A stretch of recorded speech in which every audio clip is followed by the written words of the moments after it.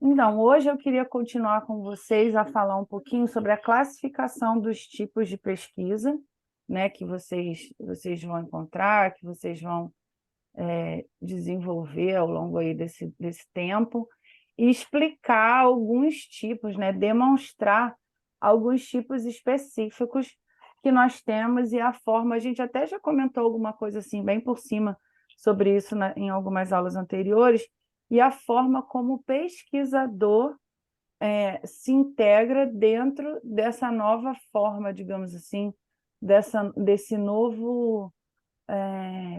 proposta de pesquisa. Então, vou compartilhar aqui para a gente olhar.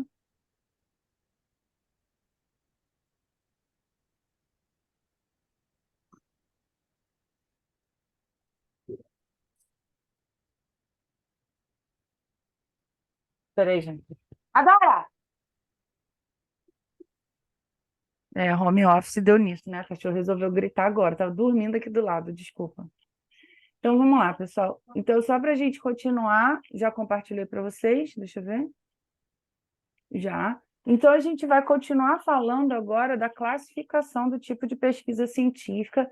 Enquanto a gente estiver falando, eu queria que vocês fizessem aquele exercício que a gente já tem feito nas últimas aulas, né? Que vocês pensassem qual tipo de pesquisa, ou melhor, a pesquisa que vocês fazem, que vocês estão desenvolvendo, se enquadra em qual tipo de pesquisa que a gente está falando aqui, tá? Então, hoje a gente vai classificar, vai trabalhar esse tipo de classificação. Vocês lembram que a gente trabalhou 2 semanas atrás? Precisa falar? Foi o quê? Pesquisa quali e pesquisa quant, lembra? A gente foi até aqui, se eu não me engano.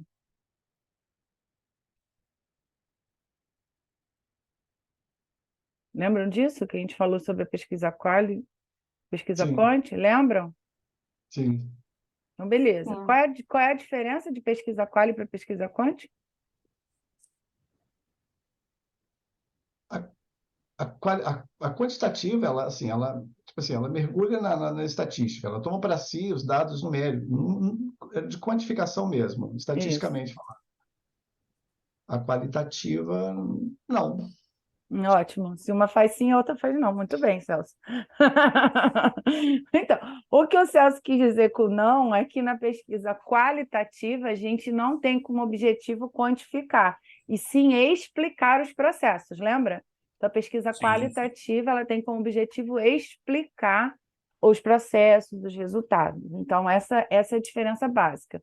A quantitativa quantifica o processo e a qualitativa explica o processo. E aí a gente vai ver que cada uma A gente tem o seu... trabalha mais com números, né? Isso, a gente vai ver que cada uma tem a sua forma de escrita, a sua metodologia, os seus instrumentos específicos. E vamos ver também que alguns instrumentos, eles acabam funcionando, eles dão respostas para os 2 tipos de pesquisa, tá?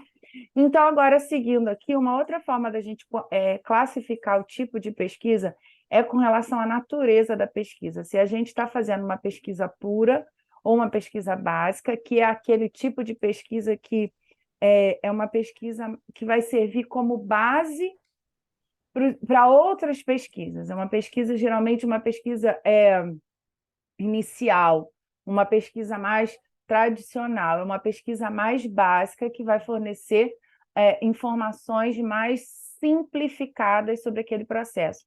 Geralmente, são pesquisas iniciais, são pesquisas que vão trazer resultados primordiais, vão servir de base para outros trabalhos, para o desenvolvimento de outros trabalhos.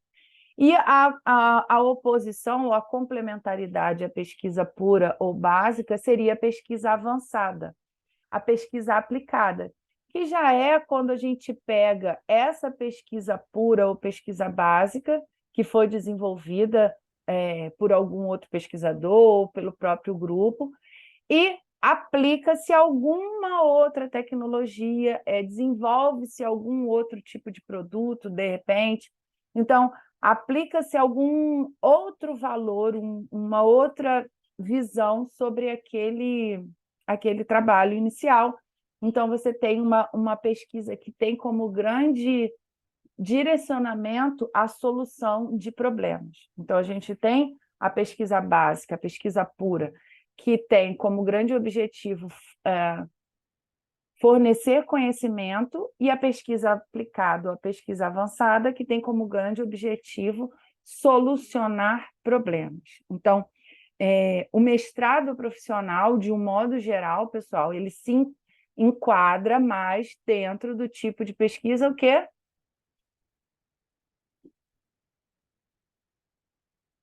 Aplicada ou avançada, exatamente. Avançado. Por quê? Porque todos vocês, ou grande maioria de vocês, já vão usar literaturas que já estão disponíveis, pesquisas que já foram desenvolvidas ou por você mesmos ou por outros pesquisadores, com qual objetivo? Solucionar um problema.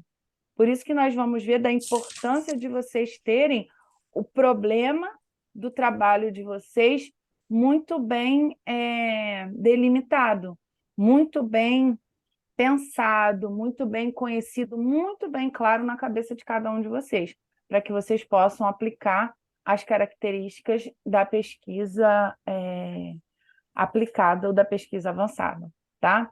Só para a gente deixar aqui claro uma coisa, que assim, isso está muito relacionado com a característica da pesquisa, com a pergunta, do que com a importância, digamos assim, da pesquisa, tá? Não tem pesquisa mais importante e mais relevante do que outra.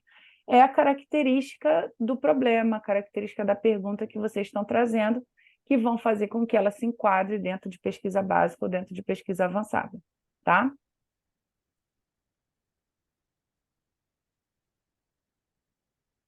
Uma outra forma de classificar as pesquisas é com relação ao objetivo que a gente tem ao desenvolver a pesquisa científica, a pesquisa acadêmica. E a gente divide em 3 tipos, né? em três grandes grupos. Primeiro, a pesquisa do tipo exploratória, depois a pesquisa descritiva e a pesquisa explicativa. Então, quando vocês estiverem escrevendo a metodologia do trabalho de vocês vão ter que colocar lá na classificação do tipo de pesquisa se ela é exploratória, descritiva ou explicativa. E vocês vão ver que existem características específicas de cada um desse tipo de pesquisa. Então, a pesquisa exploratória, a gente pode fazer um comparativo com o que a gente estava fazendo na aula passada, na aula presencial. Aquilo, a busca, o levantamento bibliográfico, é uma forma, uma metodologia de pesquisa exploratória. É aquela pesquisa assim, eu não sei quase nada sobre esse assunto, preciso juntar informações, ou seja, preciso, inclusive, saber quais são as lacunas dentro do tema, em que direcionamento está se dando o desenvolvimento dos trabalhos na minha área. Então, o objetivo é realmente explorar, conhecer o que está sendo feito dentro da minha proposta de trabalho na literatura. Então, tipo de pesquisa exploratória. Lembrando que o tipo de pesquisa exploratória, como a gente viu, você delimita algumas palavras-chave, mas você não fica restrito a elas. Lembra que a gente comentou isso na aula passada? Então, vocês vão anotar as palavras-chave, mas é uma pesquisa mais livre. É uma pesquisa onde você tem, cujo objetivo principal é realmente agariar conhecimento sobre esse assunto. Já em relação à pesquisa descritiva, a gente já tem como objetivo ter informações mais práticas, mais táteis, informações mais bem estruturadas sobre a pesquisa que você está fazendo. Então, geralmente, quando a gente faz uma análise descritiva, a gente usa instrumentos, por exemplo, como formulários, como questionários, das mais variadas formas, quer seja do mais, digamos assim, simplista, do papelzinho, até hoje os mais modernos, usando a tecnologia. Então, são formas de você obter esses dados e descrever os resultados. E interessante que eu coloquei ali no slide para vocês prestarem atenção, é que o tipo de pesquisa descritiva, ela não tem a interferência do pesquisador. Ou seja, ela apenas está descrevendo o que foi visto. Agora, quando a gente passa Para as pesquisas explicativas, a gente já faz uma inferência em relação àqueles resultados. Então, a gente deixa de simplesmente descrever, expor aquele resultado, para aí sim explicar os resultados. Então, com essa fase da explicação, com essa etapa da explicação dos resultados, a gente vai colocar a nossa visão, lembrando sempre de maneira impessoal, toda escrita acadêmica é impessoal, sobre aquele assunto. Então, uma boa pesquisa acadêmica, uma boa pesquisa científica, ela engloba esses três momentos. Primeiro você faz a pesquisa exploratória, que é você buscar os textos, buscar a parte mais assim de revisão de literatura, de levantamento bibliográfico. Se o seu tipo de trabalho permitir, você parte para a pesquisa descritiva e para a pesquisa explicativa. Caso o seu trabalho não permita, você pode fazer apenas ou restritamente uma pesquisa do tipo revisão de bibliografia, como a gente falou isso na aula passada. Então, uma não invalida a outra. Você pode usar a metodologia, você pode usar a revisão sistemática, sistematizar essa busca de literatura, como a gente comentou bem sobre isso, e pode expor os seus resultados com base no que você encontrou na sua leitura, caso você consiga resolver o seu problema, trazer a resposta à pergunta que você fez como proposta. Ajudar a resolver a sua hipótese, né, que foi a questão inicial. Alguém abriu o microfone? Alguém quer falar?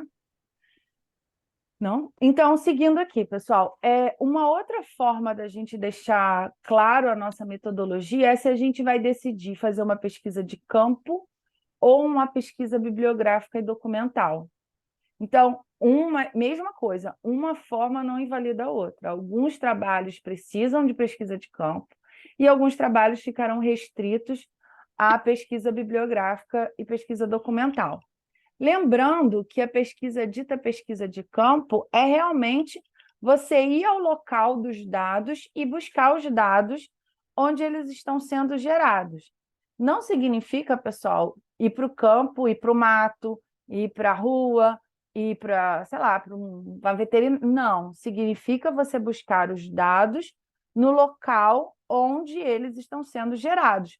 O que pode ser, inclusive, numa base de dados. Então, a gente pode buscar dados, por exemplo, se eu for consultar, eu vou fazer um levantamento da quantidade de mulheres, de pessoas que estão acometidas por dengue, por exemplo. Eu vou passar uma semana lá no posto de saúde, na UPA, e vou coletar esses dados diretamente da fonte. Então, a gente está trazendo uma pesquisa de campo, não necessariamente em loco, não necessariamente no campo assim imaginário. André, eu não entendi sua pergunta. Como assim pode ser as duas?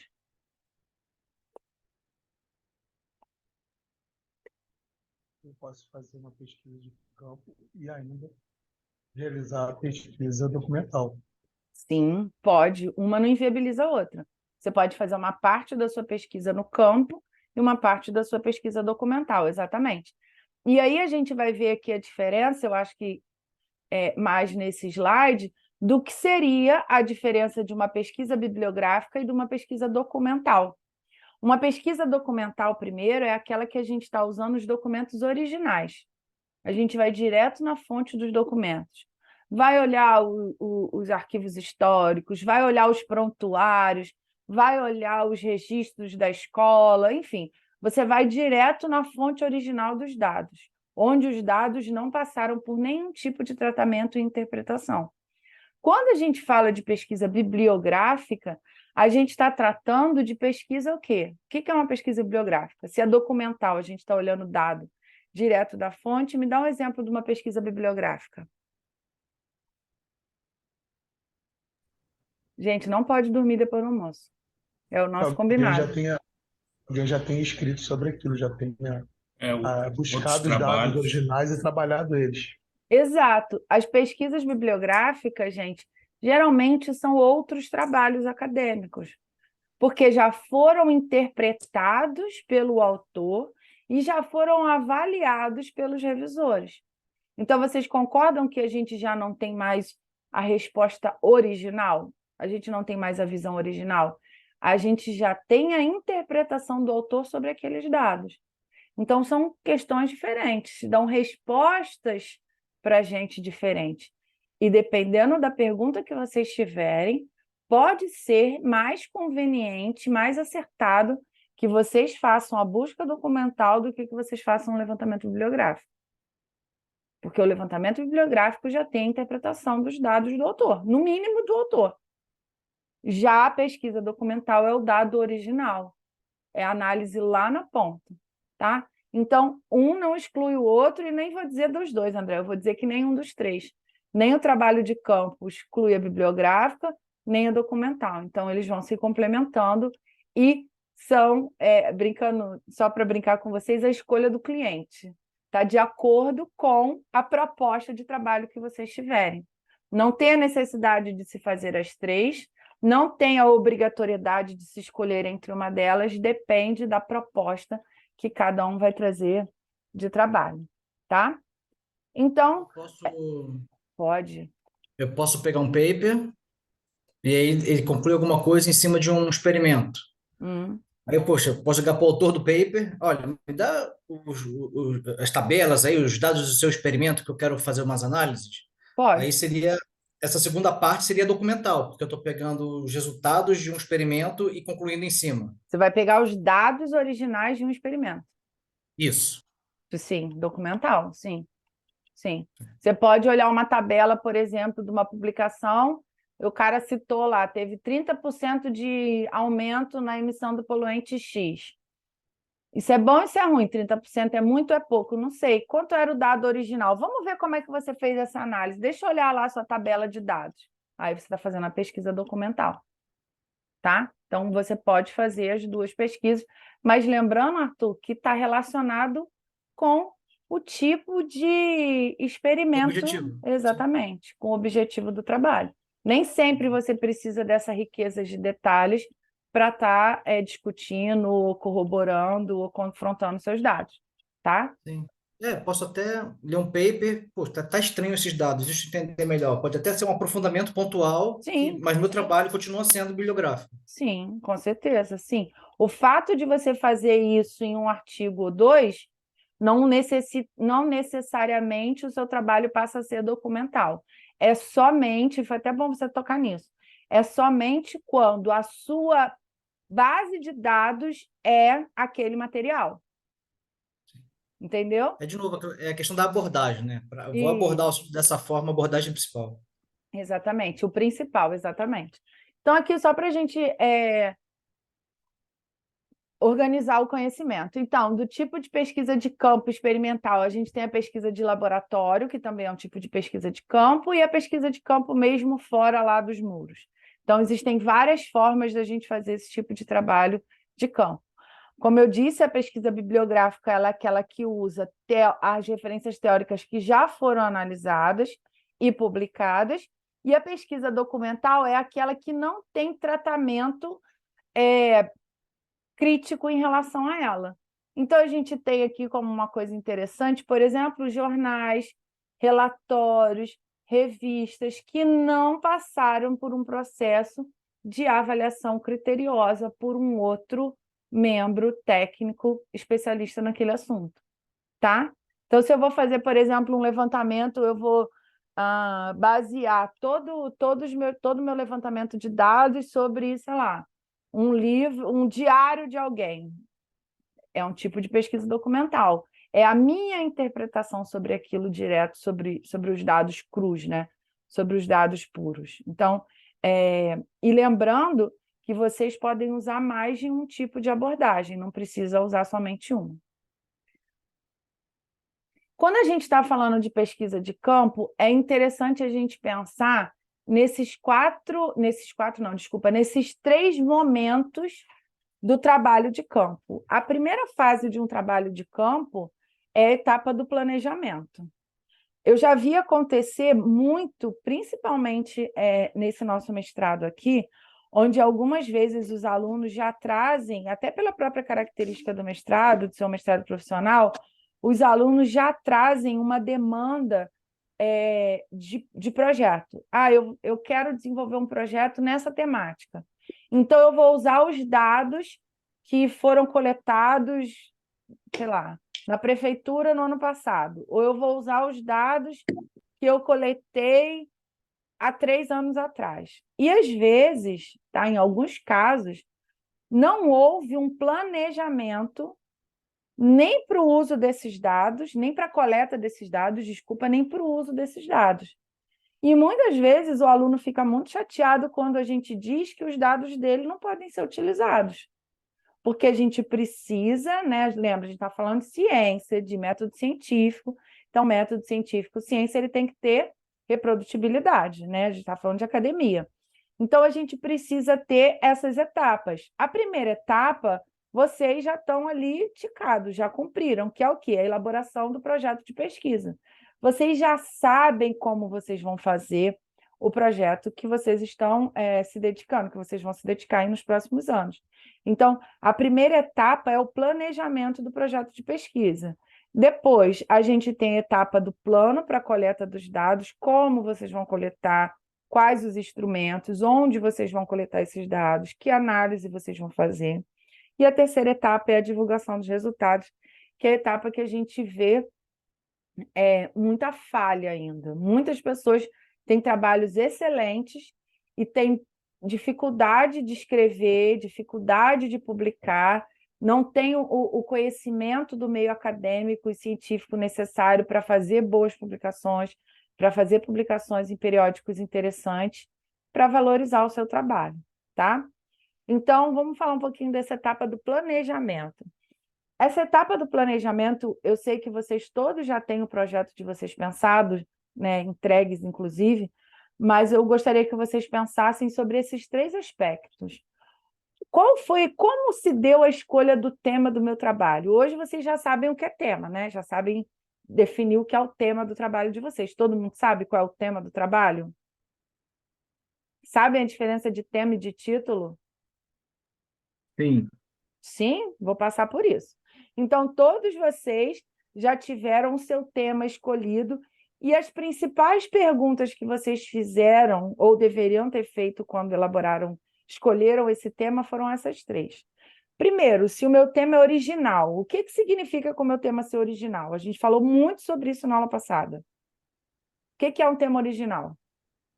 Que ele é inventivo, todo colorido, diferentão?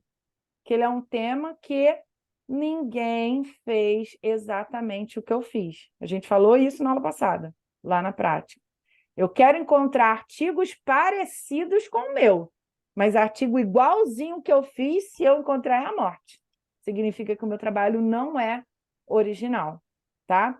Segundo aspecto interessante da escolha do tema do trabalho, se ele é relevante, se ele é importante, se ele realmente é um problema, ainda mais que vocês vão ter que elaborar um produto lá na frente, se ele é realmente um problema para a sociedade ou para a comunidade que eu quero inserir. A gente falou muito sobre isso na aula de educação ambiental, né, André?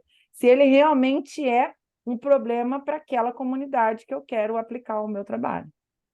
E terceiro, se ele é viável. O que quer dizer um tema viável? Um tema que vocês consigam fazer dentro do tempo que vocês têm previsto. Existem trabalhos maravilhosos, mas que não são execuíveis dentro do prazo de 2 anos, que, na verdade, vocês não têm 2 anos para fazer, vocês têm menos para fazer o projeto. Então, vocês precisam pensar nesses 3 pontos. Se ele é original, ou seja, se não tem ninguém fazendo exatamente o que eu faço. Segundo, se ele é relevante, se ele é importante, se ele tem um apelo para a sociedade, se ele vai me gerar um produto viável.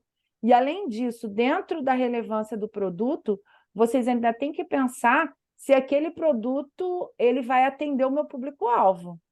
Eu falo muito isso quando a gente está falando sobre o desenvolvimento de produtos. A gente está no mestrado de ciências ambientais, um mestrado que tem como base, como tudo da área de ciências ambientais, o quê? A sustentabilidade. Aí a gente pode pensar em elaborar uma cartilha de 50 páginas, imprimir 200 cartilhas e deixar no posto de saúde da cidade? Não pode. É errado? Não, não é errado. Mas não é uma coisa assim, digamos, contraditória, Contraditório. indo na contramão do nosso trabalho? Então, não é interessante, de repente, fazer um vídeo, fazer um cartaz, fazer um aplicativo, uma coisa mais acessível e mais dentro das linhas da proposta do nosso curso? Se você vai trabalhar com determinado público-alvo, você não tem que pensar num produto que aquele público vá aceitar, entender, vai aderir? Então, isso tudo vocês têm que pensar cada vez mais no desenvolvimento do projeto e ainda mais no desenvolvimento do produto. Tá?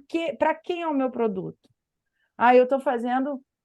Tem uma aluna minha que a gente está desenvolvendo um aplicativo. Ela vai trabalhar com fitoterápicos na saúde bucal. Aí a gente está desenvolvendo um aplicativo. Um aplicativo que seja... A gente ainda está nos opondo um pouquinho, porque eu acho que a gente tem que fazer um aplicativo para as pessoas e ela quer fazer um aplicativo para os dentistas, porque ela é dentista. E aí, no aplicativo das pessoas, o que vocês, se fossem usuários, baixar um aplicativo desse tipo? A primeira tela do aplicativo, vocês queriam que aparecesse o nome do fitoterápico ou o sintoma que vocês estão tendo? Sintoma. Sintoma. Isso é muito mais claro, não é? Eu estou com, sei lá, com dente mole. E tem que ser simples, né, a linguagem. Dente mole. Aí eu vou clicar lá e aí ele vai me dizer a planta, a forma de usar, a forma de preparar o medicamento. Não é a forma mais correta, mais adequada, não gosto de dizer correta, mas mais adequada de você apresentar esse produto?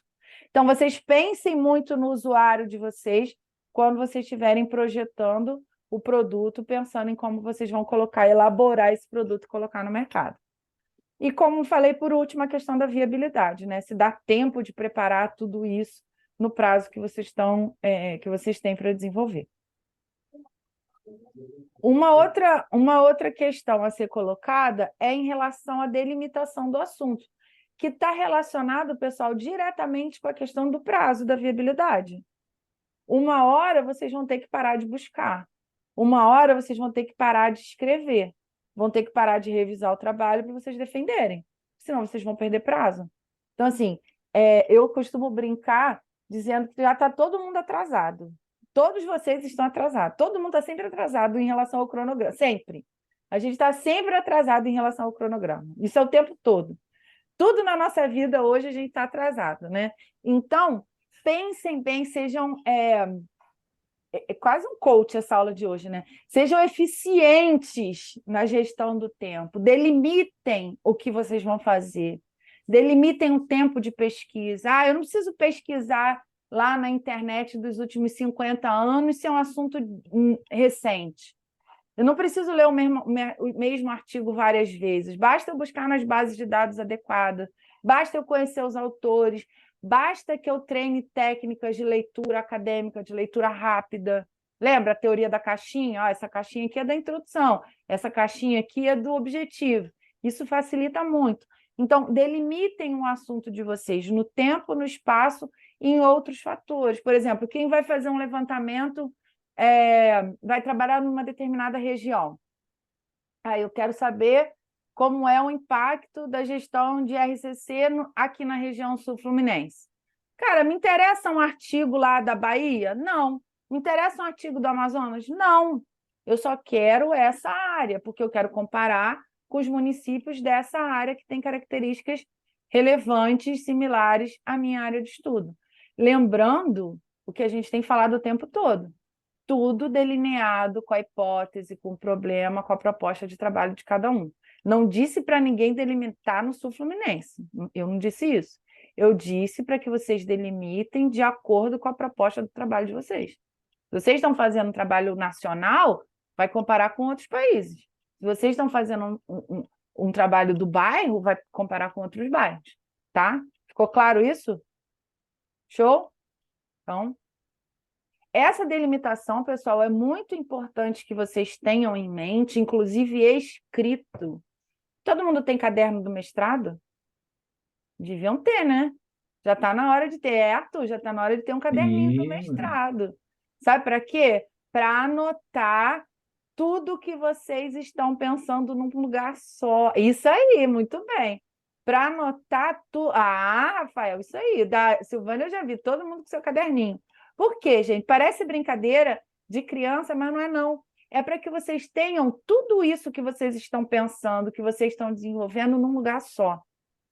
Todas as informações num lugar só, todas as palavras-chave que vocês buscaram, todos os intervalos de busca, tudo isso delimitado, para que vocês economizem tempo, para que vocês não fiquem procurando 1000 vezes a mesma coisa, buscando 1000 vezes a mesma coisa. Ah, eu não estou encontrando nada, vou pensar com essa palavra. Você já procurou 1000 vezes com aquela palavra, aí acha os mesmos artigos de novo. Aqui todo mundo trabalha, ninguém tem tempo para nada. Então, otimizem, se organizem para otimizar. Por quê? Quando vocês têm tudo isso delimitado, vocês conseguem fazer essa etapa aqui, ó, muito tranquila, que foi o que a gente começou. Eu mostrei para vocês o caminho na semana passada na nossa aula prática, que é o quê? Vocês fazerem um levantamento bibliográfico. E como a gente disse, a parte experimental é relevante, extremamente relevante, mas o levantamento bibliográfico é a parte essencial do trabalho de vocês. Porque é com esse levantamento bibliográfico que vocês vão, olha lá, ó, fazer a revisão da literatura, ou seja, descobrir se o que vocês estão pensando em fazer já foi feito ou não, delimitar as lacunas da pesquisa, determinar os objetivos do trabalho de vocês, escolhendo os verbos adequados, escolhendo os objetos adequados desse objetivo. Mais importante, formular as hipóteses. Lembrando, né, que a formulação das hipóteses é uma das etapas relevantíssimas, de extrema relevância do projeto. Que é a sua hipótese que vai ali, ó, te direcionar a sua pesquisa, por meio da confirmação ou da rejeição dessa hipótese. Então, ou você tinha uma hipótese e você confirmou por meio dos seus experimentos ou por meio das suas observações, ou você rejeitou essa hipótese, você viu que aquilo que você estava pensando no início era furado. E a gente só sabe isso com o levantamento bibliográfico. E, por última etapa aqui, seria a fundamentação da justificativa. É o porquê, é aquela parte lá da relevância. É o porquê que o seu trabalho é importante. Por que o seu trabalho tem que ser feito. Eu brinco que é explicar o trabalho para o chefe. Por que o meu chefe tem que... Chefe, por que eu tenho que ter uma dispensa sexta-feira para poder fazer o meu mestrado? Porque eu vou resolver esse problema, tem que estar bem fundamentado. Então, a justificativa é vender o peixe. É você dizer o porquê. E não basta a gente vender o peixe só com impressões. A gente tem que ter o quê? Fundamentação. A gente tem que ter conhecimento bibliográfico. Não basta só a palavra da Paloma, a gente tem que ter um arcabouço legal, um arcabouço bibliográfico para apoiar, digamos assim, a nossa proposta, tá? Então, é importantíssimo a parte de levantamento bibliográfico. Belezinha?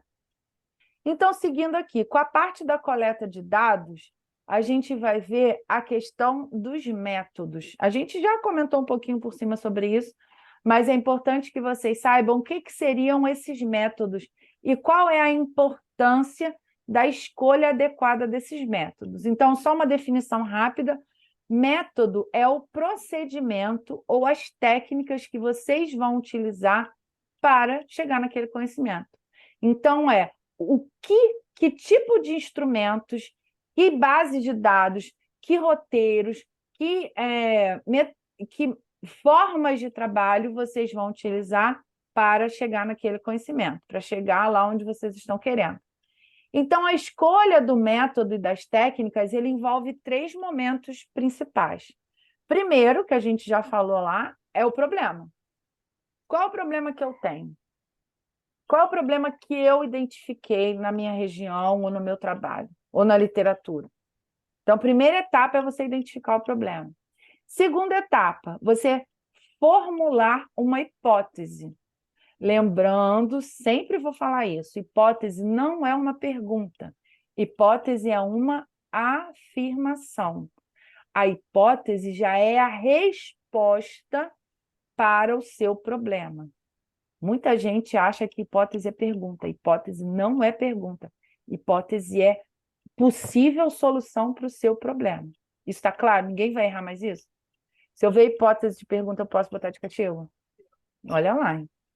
Então, segunda etapa, uma hipótese muito bem formulada. Uma hipótese que, com base na sua literatura, você já imagina que aquilo seja a possível solução do seu problema. Por isso que a gente tem que ter base bibliográfica, certo? Porque vai que você pensa uma resposta para o seu problema que todo mundo já testou e sabe que aquilo não dá certo. Tá você perdendo tempo aí no seu mestrado, gastando dinheiro à toa.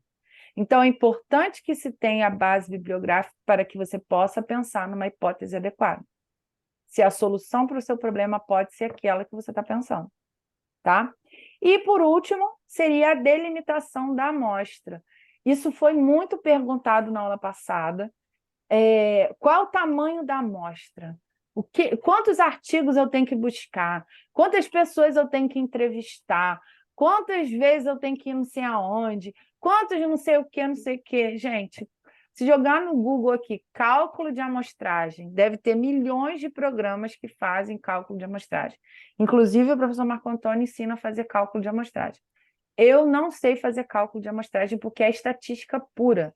Tem que ficar aplicando um monte de fórmula. Então, toda vez que eu vou fazer trabalho com levantamento que precisa de um N muito grande, eu busco a ajuda de um estatístico para não correr o risco de errar, de ter uma amostragem que não seja significativa e representativa da minha população.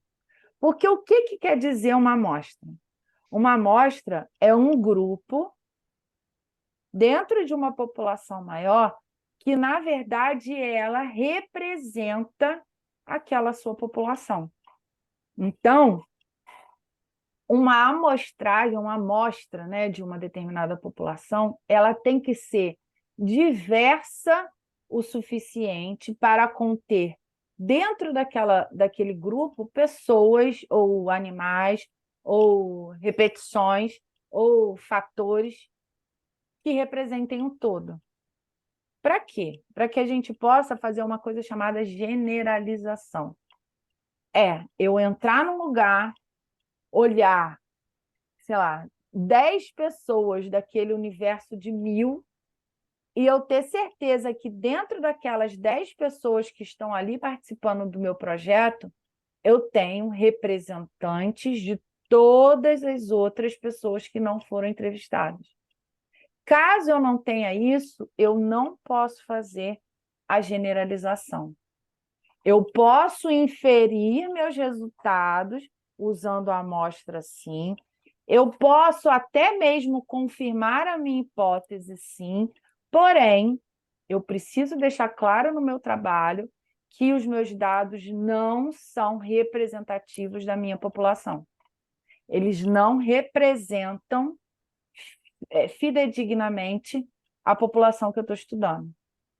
Isso, pessoal, pessoas, bichos, medicamentos, professores, alunos, trabalhos, artigos, tudo o que vocês precisarem, tirar uma amostra. Por outro lado, não existe. Poucas são as situações que vocês vão conseguir trabalhar com N total. Na maioria dos casos, vocês vão trabalhar com uma parte, ou seja, vocês vão trabalhar com uma amostra. E aí vocês podem, dentro dessa perspectiva de amostra, dentro de toda essa questão do cálculo de amostragem, extrapolar, generalizar para aquele universo como um todo.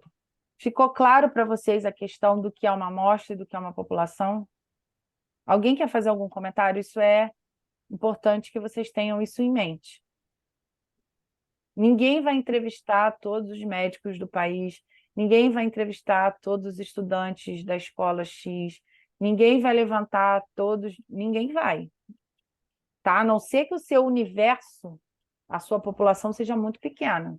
Eu vou trabalhar com um hospital da Universidade de Vassouras, que tem 30 médicos, então eu vou entrevistar os 30 médicos daquele hospital. Então, o que eu fizer de inferência eu vou poder generalizar como comportamento daquele hospital. Então, toda amostra, toda pesquisa utiliza-se uma amostra. Ou não? Não. Tem trabalho de pesquisa que você não tem uma amostra. Tem trabalho de pesquisa que você faz só o levantamento bibliográfico. Não, tá, mas é só nessa situação, né? Não, mesmo assim, existe uma população de papers e uma amostra que você vai olhar. Sim, você vai ter um critério de escolher, de traçar lá o seu universo. Você quer dizer trabalho de pesquisa, Celso, de pesquisa de campo? Sim, de pesquisa de campo. Não, você pode trabalhar com a população total, Tá, entendeu? Ou não? entendi. Por exemplo, você pode fazer um levantamento, sei lá, da opinião dos professores do mestrado. Você vai lá e vai entrevistar todos. A sua amostra é igual à sua população, Uhum. entendeu? E você Sim, pode fazer uma amostragem. Você pode tirar um X que seja representativo, que aí se faz o cálculo da representatividade usando as fórmulas, tem muitas fórmulas, e aí você vai tirar um valor X que vai te permitir estatisticamente que faça uma extrapolação para o total. sim. Paloma, Oi. seria no sentido, como você falou agora, vou fazer uma entrevista com os professores do mestrado, mas que tenham formação na área X. Eu tenho uma amostra, que a minha população toda são todos os professores, Não, mas a minha amostra é não, os que têm a formação. não, não. A sua população, Daniel, é aquele grupo de pessoas que tem as características de interesse que você está buscando. A partir do momento que você vai entrevistar os professores do mestrado que têm a formação X, a sua população passou a ser professores que têm a formação X, deixou de ser todos os professores. Ou ficou enviesado. Enviesado é outra coisa. Entendeu, Porque Daniel? Não, entendi, obrigado. Você mudou o seu foco. Por exemplo, os Mudei a pesquisa. professores, exatamente, os professores da formação Y não te interessam, então eles estão em outra população. A população, pessoal, não é o conjunto de pessoas, a população é um grupo de pessoas com as características que você quer. Então, a sua população é você que diz quem é. A sua população é determinada pela sua pesquisa. Se eu quero entrevistar todos os profissionais, vamos supor, todos os profissionais de saúde de um determinado hospital, um profissional de saúde de um determinado hospital, ele vai desde o médico até, vou chutar aqui, o técnico de enfermagem. E pode-se considerar, inclusive, o rapaz que faz a limpeza, porque se ele lida com resíduo de serviço de saúde, a gente entende que ele tem que ter um conhecimento sobre saúde. Agora, isso é a sua população total. Se você, dentro disso, resolveu entrevistar só o profissional com nível superior, aí você já elimina um pouco. Aí a sua amostra deixa de ser aquilo tudo e já está restringida. Todo mundo entendeu? E, Arthur, enviesar, quando você cria um viés de pesquisa, é quando você não considera concepções, características intrínsecas da população. Então, por exemplo, dentro desse exemplo dos profissionais de saúde, você vai entrevistar todos os profissionais de saúde de um hospital, por exemplo. Aí você pensa em todo mundo que tem área de formação médica. Você pensa lá no enfermeiro, você pensa no médico em todas as suas especialidades, você pensa no técnico de enfermagem. Mas você esquece, por exemplo, que o fisioterapeuta é um profissional de saúde, você esquece, por exemplo, que o psicólogo, o psiquiatra são profissionais de saúde, você esquece, por exemplo, que, sei lá, enfim. E aí você não considera esses profissionais e aí você pode ter uma resposta enviesada da sua amostragem, tá? É quando você não considera alguma característica da população dentro dela. seja intencional ou não intencionalmente. Intencional ou não intencionalmente. Só que o viés de pesquisa intencional é picaretagem, né? Não intencional a gente Sim. explica. É isso que eu quis dizer com o Daniel, que Ah, tá. eu entrevistei todos os professores, mas só peguei os com doutorado. Não, você Sim, não pegou todos os professores, você exatamente. Exatamente. Pode ser intenção. Ou então, por não chamando exemplo, o Daniel de picareta, não chamando. não, mas ou então, assim, por exemplo, pode ser, eu quero entrevistar todos os professores do mestrado, mas a Paloma está de férias e eu não entrevistei, eu não marquei uma outra data para entrevistar a Paloma. Então, você pode ser colocado um viés aí. Você não considerou que os professores poderiam não estar naquele dia, tá? Ficou claro? Então, beleza. Então, só para vocês terem ideia de definir bem a população de vocês. Isso, o professor de estatística vai falar bastante sobre isso. Só para a gente passar por isso aqui, que é uma parte importante e que precisa ser considerada. E aqui eu estou falando na questão da escrita. Vocês precisam deixar claro na dissertação, no projeto, no trabalho que vocês estão fazendo, quem é a população que vocês estão considerando e quais foram as características. Por quê? Seguindo da resposta do Arthur, se vocês não colocam se vocês não colocam da maneira clara, vocês estão criando um viés, estão demonstrando um viés, que pode ser um viés. Existem vários tipos, tá? Isso é outra disciplina para falar sobre estatística. Vários tipos de viés. Pode ser uma coisa que vai atrapalhar o seu resultado, e pode ser um tipo de viés que não vai trazer nenhum tipo de contribuição. Mas isso tem que ficar claro para o leitor, tá? Quais foram as características da população que vocês escolheram. Lembrando que são vocês que definem a população que vocês vão trabalhar, tá? Então, eu só quero trabalhar com homens acima de 35 anos. Eu vou só entrevistar professores homens acima de 35 anos. Ótimo. Acabou. Ou vou entrevistar crianças de 8 a 10 anos. Ótimo, pronto. Só tem que deixar escrito, tem que deixar claro o que vocês estão fazendo, tá? Para a gente poder depois comparar os trabalhos, avaliar os trabalhos, né, discutir os trabalhos, verificar como eles estão sendo colocados e exemplificados ali.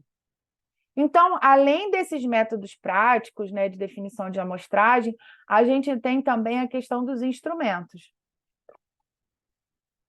Os instrumentos, principalmente, que alguns de vocês acabam lançando mão, são questionários e formulários. Que a gente vai ter uma aula sobre questionário e formulário, e a gente vai ter uma aula sobre Plataforma Brasil, que é o calcanhar de Aquiles de muita gente.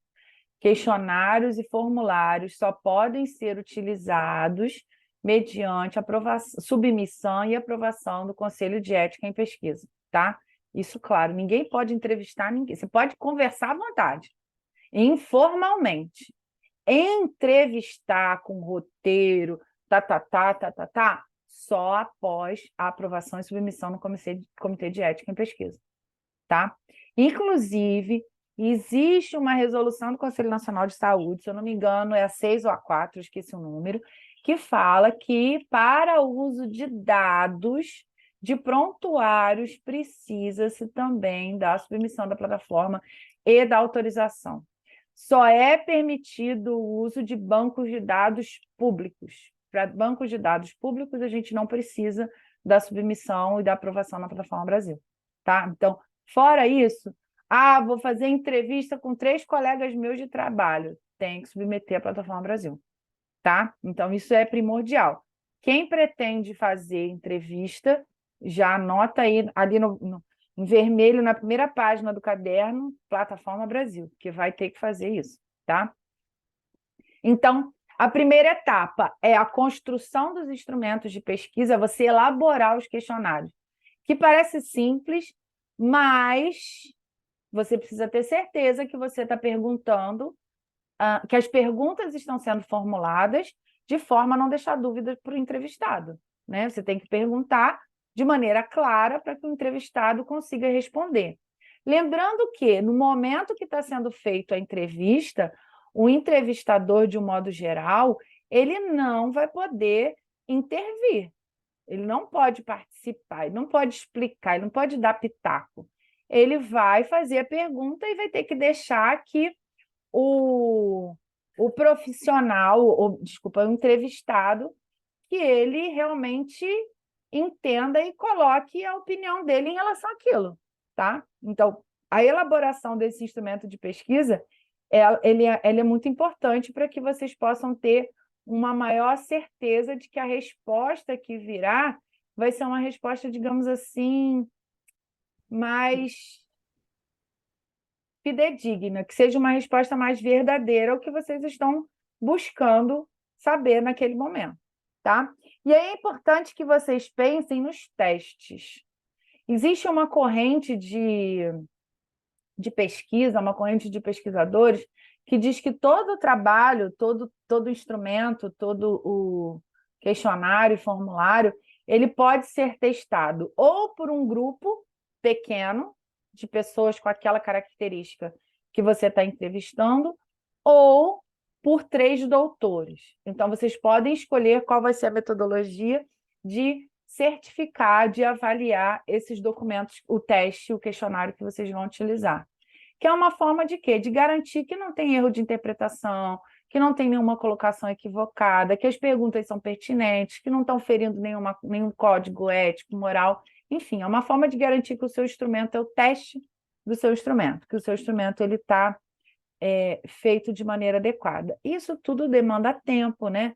Você precisa você tem a necessidade do tempo de testar, conta com a disponibilidade do pesquisador para fazer o teste. Então, é importante que vocês pensem e planejem tudo isso na hora de elaborar esses documentos. Uma outra forma é a questão do levantamento. O levantamento a gente tem, como acabou que eu adiantei um pouquinho, falando o levantamento de uma amostra e o levantamento de uma população. O levantamento de uma população é o que a gente falou, é você conhecer a população inteira daquele grupo que você está avaliando e você tirar uma parte, uma parcela daquela população que seria a amostra que você vai avaliar. Lembrando, de novo, que a amostra ela tem que ser representativa da sua população. Ela tem que trazer elementos constituintes todos daquela população, tá? Senão ela é, como a gente falou, uma amostra enviesada. O que é um tipo de pesquisa agora chamada etnográfica? O tipo de pesquisa etnográfica ela é um tipo de pesquisa que ela tem como objetivo compreender os processos que vão acontecendo dentro do dia a dia.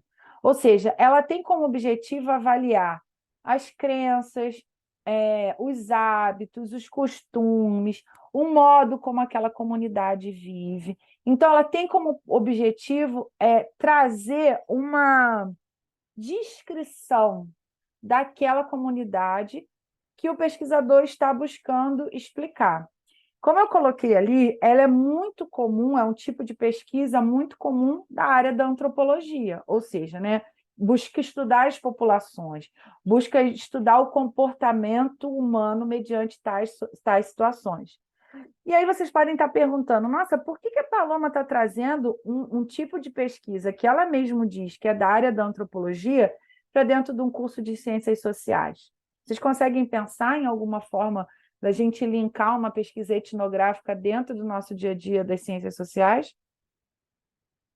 Eu vejo 2 pessoas aqui na sala, a princípio, que vão realizar trabalhos do tipo etnográfico, ou podem realizar trabalhos com uma abordagem etnográfica. Eles não sabem que está com ele, a brincadeira. Vanessa, você é uma pessoa que talvez vá usar um tipo de trabalho que vai ter que fazer uma abordagem etnográfica. Eu fiquei pensando nisso. Ah, então você sabia que era com você que eu estava falando, né? Então, porque pelo que pouquinho que eu estou acompanhando assim do trabalho da Vanessa, né, mediante o que ela fala para a gente nas disciplinas, a Vanessa vai trabalhar dentro de uma comunidade rural, trabalhar com a educação dentro de uma comunidade rural. E ela vai ter que entender, o André também é uma outra pessoa que vai trabalhar vai precisar ter essa percepção de entender os processos que acontecem dentro daquela comunidade. Como é o comportamento daquelas pessoas, qual é o valor daquele recurso, né, natural do ambiente, da plantação, da terra, para aquela comunidade, que é diferente. O valor da terra, para mim, que de terra tem um vasinho de boldo, e para o cara que tem uma plantação e vive daquilo, é completamente diferente. Então, buscar entender esses valores, buscar conhecer essas crenças, esses costumes, vai ser essencial para o trabalho deles. Então, mesmo nós não estando dentro de uma área da antropologia, alguns projetos vão fazer o uso dessa abordagem etnográfica. E é interessante que vocês conceituem, até como dica, o que seria etnografia dentro do trabalho de vocês e qual a importância desse tipo de observação e de abordagem. Porque vocês vão ter que trazer a realidade daquela comunidade, que, além de tudo, é peculiar daquele local. O comportamento da comunidade X não é igual ao comportamento da comunidade Y, ou seja, o trabalho não vai poder fazer uma extrapolação para todas as comunidades. Ele vai trazer um retrato daquela comunidade específica, tá? Então, as pesquisas etnográficas, elas ajudam o pesquisador a traçar percepções, a traçar hipóteses futuras, a traçar predições sobre aquele assunto, mas ele não pode afirmar que o comportamento da comunidade de Pati é igual ao comportamento da comunidade de Vassouras, que a relação do fazendeiro X é igual ao do fazendeiro Y. Não pode. Tá? Então, as pesquisas etnográficas, elas têm essa característica. Ela é como se fosse... Eu costumo olhar a pesquisa etnográfica e vejo uma concha se fechando. Ela é uma pesquisa para dentro de si. Ela vai trazer um retrato daquela comunidade, ela vai explicar aquela comunidade mediante as crenças e valores daquele local. Tá? Para isso, o levantamento bibliográfico anterior tem que ser muito extenso e o posterior tão grande quanto. Para quê? Para que se possa ter que se traça um melhor perfil daquela comunidade. Alguém mais acha que vai fazer esse tipo de trabalho, ou imagina? Eu, olhando aqui, eu só consegui lembrar dos dois. Eu não lembro dos outros. Não? Todo mundo fugindo, né, do etnográfico. É legal os trabalhos etnográficos. São bem interessantes. Opa, não foi. Um outro tipo de procedimento interessante é o tipo de procedimento onde a gente tem o participante, onde o pesquisador, no caso do etnográfico, pessoal, o pesquisador observa e relata. No caso da participação, a gente tem o pesquisador atuando e se envolvendo com a forma de pesquisa que ele está desenvolvendo, com o seu objeto de pesquisa. E eu trouxe aqui 2 exemplos muito comuns que a gente trata, são as ações públicas. Então, quando a gente tem, por exemplo, o desenvolvimento de políticas públicas, a gente tem o pesquisador, que deveria ser, pelo menos, né, obrigatoriamente, mas a gente sabe que não é, um participante daquela comunidade, então ele é um membro integrante daquela comunidade, propondo políticas para aquela própria comunidade onde ele está inserido. Então, ele deixa de ser um observador e relatando aquelas questões como a pesquisa etnográfica traz, como ele passa a ter um envolvimento e uma identificação com aqueles investigados. Então, vocês estão vendo que há um nível de interferência do pesquisador, no caso da pesquisa participante? Vendo? Vocês estão vendo? E aí a gente aprende, quando a gente faz ciência, a gente aprende lá no ensino médio, que o pesquisador ele não pode se envolver com objeto de pesquisa ou com objeto pesquisado. Isso é uma simplificação do que é a ciência em si. Existe uma forma, um procedimento adotado, onde o pesquisador ele vai vivenciar aquelas experiências e compartilhar aquelas experiências, obviamente, organizado, com registro, de maneira sistematizada, para a comunidade acadêmica, para a comunidade científica. Então, o pesquisador deixa de ser um observador e um relato, né? Deixa de ser apenas de observar e relatar o fato, e ele passa a vivenciar aquela experiência. ele passa a fazer parte daquela comunidade. Então, a gente tem como principal característica a identificação entre o pesquisador e o pesquisado. Para minimizar as influências sobre aquilo, a gente tem a necessidade do registro dos fatos. Então, o pesquisador que vai fazer um tipo de pesquisa participante, ele precisa ser muito criterioso, porque ele precisa registrar tudo o que está acontecendo naquele momento que ele está participando da pesquisa. Tudo. Todas as perguntas, todas as percepções que ele teve sobre aquela situação, toda a impressão que ele teve, toda a rejeição que ele recebeu, todo o acolhimento que ele recebeu, porque a gente sabe que a aceitação dentro do grupo vai facilitar ou dificultar o desenvolvimento desse tipo de projeto. Vai facilitar ou dificultar o andamento desse tipo de projeto. Então, o registro, não a posteriori, como a gente faz numa dissertação, o registro ali corriqueiro, cotidiano, ele é essencial. Diga, Arthur. Não, uma dúvida desse participante, né? Que a gente. Vou fazer a pergunta direta, depois eu faço a pergunta mais filosófica. Meu projeto é propor uma estrutura gerencial para a minha empresa.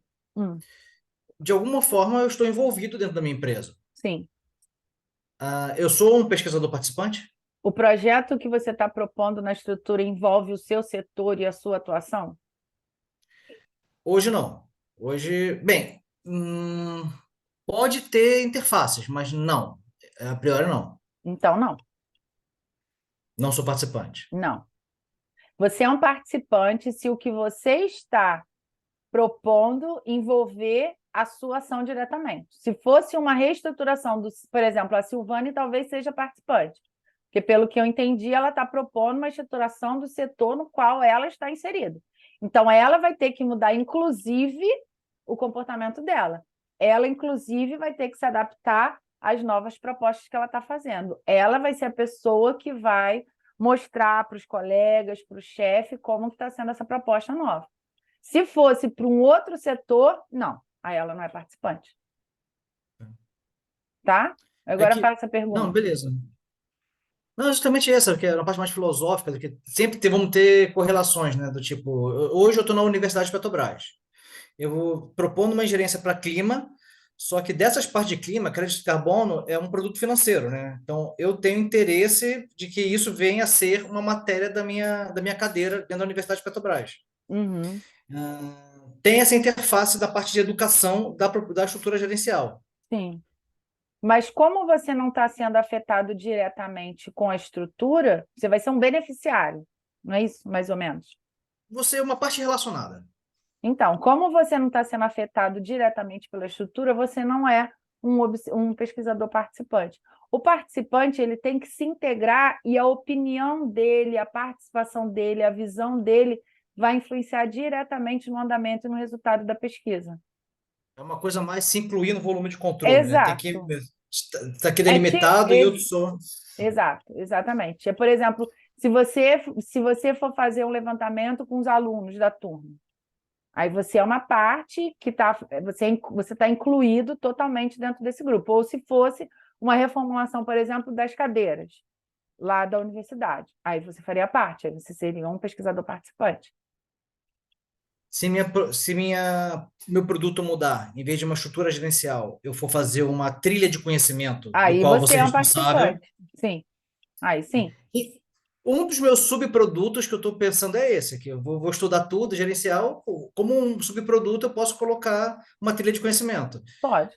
Então, eu seria participante do subproduto trilha de conhecimento. Sim. Sim.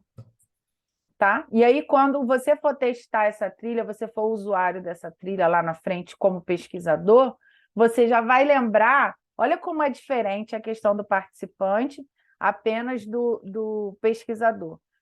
Depois, vamos supor que você implementou você criou a trilha de conhecimento, ainda está lá no meio teórico no papel, foi aprovado. Lá na frente, quando isso for implementado, você vai ter na sua mente o porquê que você colocou cada uma etapa daquela. certo? Porque foi você que criou. Agora, se eu for dar aula no seu lugar, por exemplo, eu não vou ter a mesma percepção que você teve. Então, o seu comportamento vai ser diferente do meu. Ou se formos professores juntos da mesma matéria. Você vai ter uma percepção e eu vou ter uma outra percepção. Por quê? Porque você participou do momento de criação e de elaboração. Eu não. Eu já peguei aquilo pronto. Entendeu? Diga, Vanessa.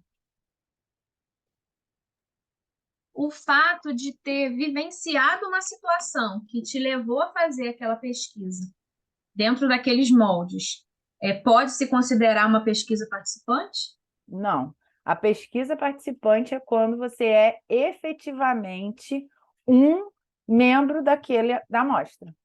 A pesquisa participante ela está acontecendo agora, junto com você naquele momento. Se você for uma professora de uma escola rural e você for avaliar como os professores, como funciona o ensino rural e você incluir a sua escola, é uma pesquisa participante. Se você não incluir a sua escola, não é uma pesquisa participante. Quando a gente está falando da pesquisa participante, pessoal, o pesquisador ele está dentro da amostra. O etnográfico, Vanessa, você está dentro, mas você não interfere, você está olhando. O participante não, as suas percepções, os seus pensamentos, eles fazem parte da análise. Eles vão fazer parte da análise lá no final. A sua presença vai influenciar aquela situação. A sua opinião, a sua percepção, o seu conhecimento, tá? Então, é quando você está dentro daquilo ali. Você é mais um. São 30 professores mais a Vanessa. Então, não são só os 30 professores. O André é pesquisador participante, porque ele está avaliando a implementação de uma proposta que ele mesmo criou, que é mais ou menos o exemplo do Arthur, quando ele foi implementar a trilha do conhecimento. Hoje, o André sabe o porquê que ele colocou um exemplo, a coleta na segunda-feira de manhã. Quando eu for secretária daqui 10 anos, 20 anos no município do André, eu não vou saber o porquê ele pensou isso. Mas ele sabe, então ele entende o porquê daquilo. Então, ele tem uma relação mais próxima do objeto de pesquisa e do motivo da pesquisa. Ficou claro para vocês a diferença de etnográfico para participante? Ficou? E o registro, pessoal, isso é importante para vocês que vão fazer. O registro ele tem que ser na hora. Quando a gente está fazendo uma dissertação, a gente vai fazendo os experimentos, vai levantando aqui, vai juntando aqui, perere pão duro, e lá no final, ou de certos em certos tempos, a gente faz aquele compêndio e analisa os dados. A observação participante é a análise dos dados em loco, porque ela vai, inclusive, decidir o andamento do seu projeto. Se o André está insistindo naquilo e o negócio não está dando certo, ele não vai poder ir com aquilo até o final. Eu vou implementar um programa que 2 anos depois não coletei uma lata. Ele vai ter que mudar. Ele vai ter que fazer análise. Ele está percebendo, olha, ele faz parte daquilo. Ele vai perceber que aquilo não está tendo funcionalidade e ele vai mudar o rumo do projeto. Tá? Então, a principal característica do participante é esse. É influenciar e ser influenciado pelo projeto. As outras formas, a pesquisa etnográfica, as outras formas de pesquisa, o pesquisador não influencia o projeto. Ele é apenas um observador. Ele observa e relata. O participante não, ele influencia o projeto. Tá? Então, é importante que o pesquisador compartilhe a vivência de maneira sistemática e permanente, como eu já disse. Então, tem que ter a identificação do pesquisador e dos pesquisados, o registro descritivo dos fatos, registro das análises, e olha aqui o que é importante. A pesquisa participante, ela é qualitativa por essência. Alguém consegue explicar isso? Por que uma pesquisa participante é uma pesquisa qualitativa? Na sua essência, assim, ela é basicamente, a principal característica dela é qualitativa.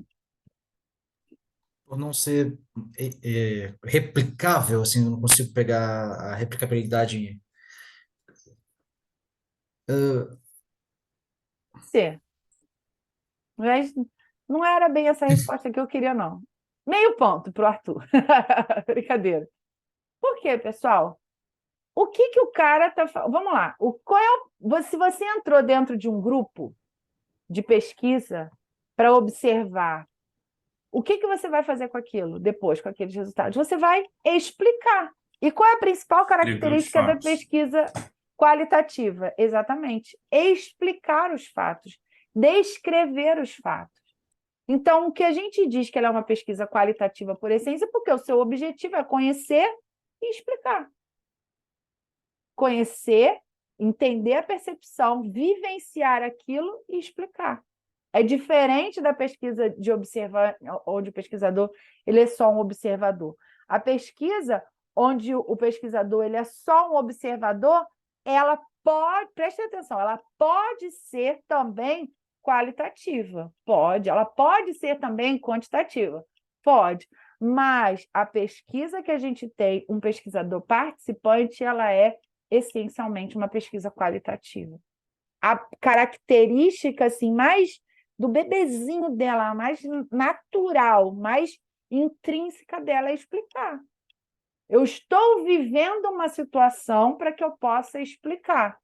Pode ter uma conte lá acoplada? Pode. Pode ter uma estatísticazinha aqui para ir? Pode. Mas a característica dela é explicar. Tá?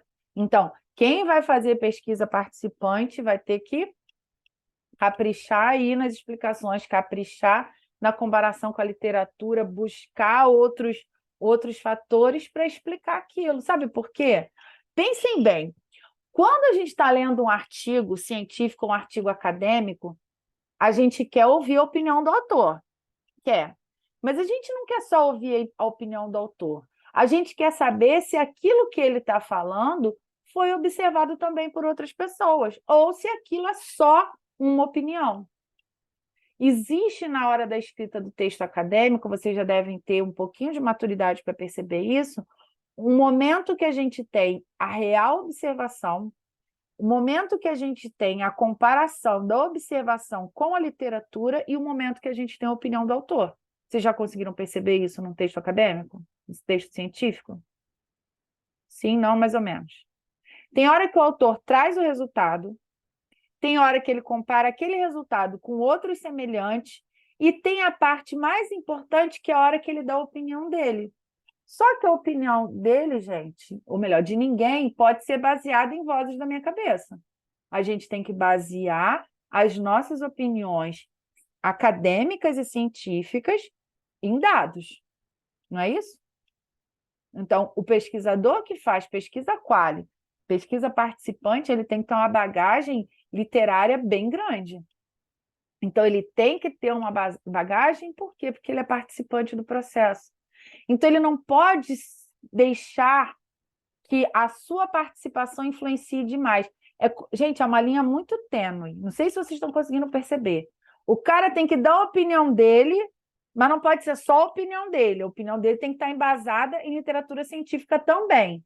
Porque senão deixa de ser um trabalho acadêmico, científico e vira vozes da minha cabeça, que não é o que ninguém aqui vai fazer.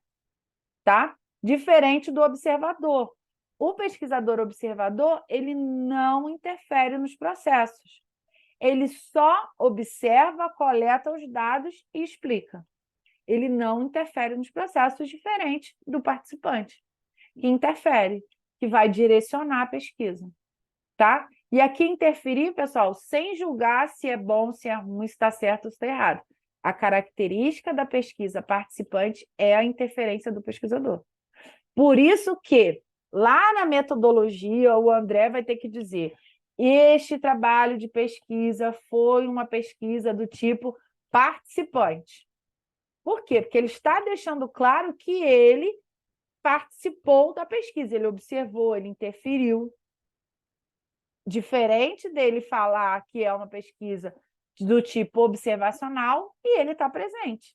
Uma vez que ele é o secretário, uma vez que foi ele que criou o plano, uma vez que ele é o órgão fiscalizador, uma vez que ele faz o marketing, uma vez que ele faz a coleta, que ele que decide se vai ter... Óbvio que ele influencia, óbvio que ele é o participante. Então, isso tem que ficar bem claro na pesquisa dele, até para que o leitor observe o trabalho que ele está apresentando sob a ótica de um participante. Então, saiba que ali teve a interferência dele no desenvolvimento do projeto. Tá? Foi? Ninguém quer fazer mais pesquisa participante? Vamos fazer, né? Porque é bem legal.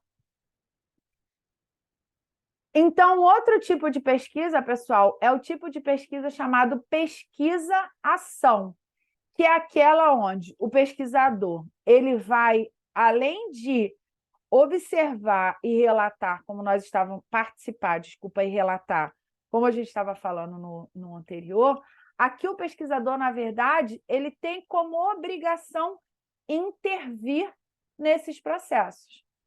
Então, ele não intervém somente na parte do planejamento, ele não intervém somente na parte da condução do projeto, como a gente estava vendo anteriormente, mas ele intervém para modificar o andamento do projeto de uma maneira geral, tá? Então, a gente tem aqui, como a gente pode ver aqui, ele é muito comum esse tipo de pesquisa chamada pesquisação na área da educação. Então, quem for trabalhar com escola, quem for trabalhar com um projeto educacional, de educação ambiental, vai, em algum momento, bater de frente com o tipo de pesquisa-ação. Propõe uma autorreflexão coletiva, tem como pontos principais, primeiro, o caráter participativo, precisa da participação da comunidade, precisa da participação do grupo. Segundo, tem um impulso democrático. O que eu quero dizer com essa questão do impulso democrático? É como se fosse o pesquisador, ele está direcionando, como se fosse uma visão positiva da palavra manipulando. O pesquisador ele está manipulando as ações para que ele consiga aquele objetivo comum. Essa pesquisação me lembra muito quando a gente fazia aqueles trabalhos de laboratório no ensino médio, que o professor chegava com uma proposta e a gente estava crente que estava fazendo o que queria, mas, na verdade, o professor estava direcionando o trabalho para que a gente tivesse aqueles tipos de conhecimentos específicos. Então, vamos olhar, vamos fazer uma análise da água, vou trazer vamos coletar diversas amostras, vamos fazer análise diversas para que, no final, vocês saibam como calcular tais e tais e tais parâmetros. Então, a pesquisação é aquela onde o pesquisador responsável ele vai direcionar a pesquisa de acordo com o seu interesse, o seu objetivo proposto. Então, quem vai fazer uma palestra, por exemplo, e vai dar uma dinâmica no final? A gente pode chamar de um tipo de pesquisa-ação. Quem vai implementar uma determinada política no município, por exemplo, e lá no final a gente vai verificar qualitativamente e quantitativamente o sucesso dessa política que a gente implementou. Então, a gente pode chamar isso de uma pesquisação. Então, aqui tem um diagrama, eu acho. Isso. Um diagrama que mostra para vocês as etapas, né, as fases básicas do que seria essa pesquisa do tipo investigação e ação.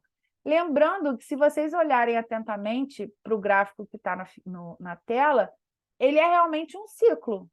Ele não tem fim. Você sempre está ciclando, porque você vai descrever os efeitos da ação, vai investigar, você vai estudar para verificar como é que você pode implementar, avaliar os resultados daquela ação que você implementou, e aí, se os resultados forem positivos, você continua com aquela prática.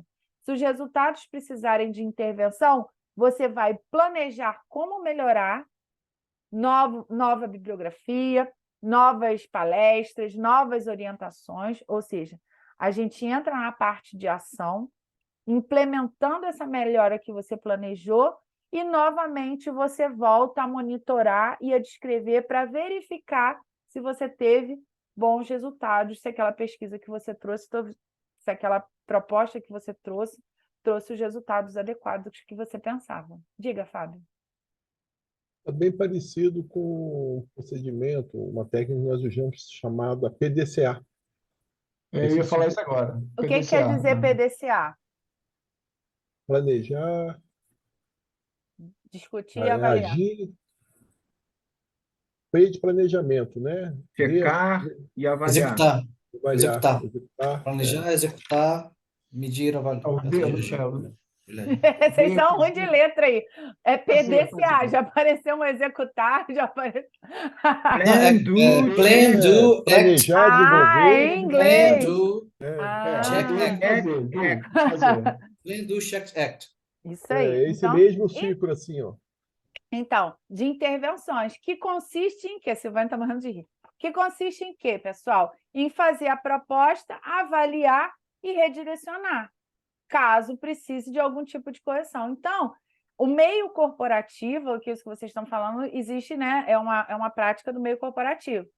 Usa algumas dessas técnicas de procedimentos de pesquisa e de avaliação de resultados que a gente também pode usar na pesquisa acadêmica, e principalmente no mestrado profissional, onde vocês têm como objetivo primordial elaborar um produto, onde vocês têm, em muitos casos, que está atrelado lá ao ambiente corporativo, lá ao meio corporativo. Então, é a academia andando alinhada com o meio corporativo, fazendo essa interface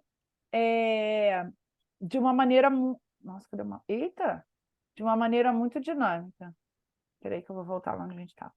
De uma maneira muito dinâmica. Então, trazer isso para o nosso dia a dia. Meu mouse falhou.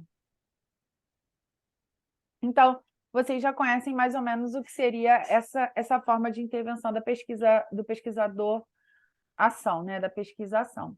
Uma outra forma da gente trazer, um outro procedimento que a gente traz é a questão do estudo de caso.